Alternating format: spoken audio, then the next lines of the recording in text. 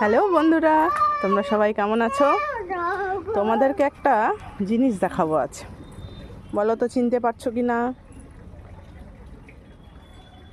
এটা হচ্ছে তরমুজ গাছ।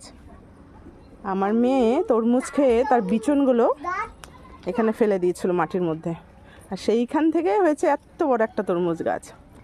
সেইভাবে কোনো যত্ন নেওয়া হয় না, তবে সবথেকে ভালো যেটা লাগে, এই দেখো কতগুলো তরমুজ এসেছে এই গাছে।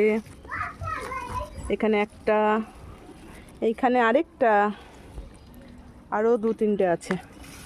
এই দেখো এখানে 2টো, আর এখানে একটা একটা তো এখন শুধু পাকার অপেক্ষা, কবে পাকবে। তারপরে আমাদের বাড়ির ঠাকুরকে আগে দেব, তারপরে আমরা খাবো। আর তোমাদের মধ্যে যারা যারা খাবে সবাইকে নেমন্ত্রণ থাকলো, সবাই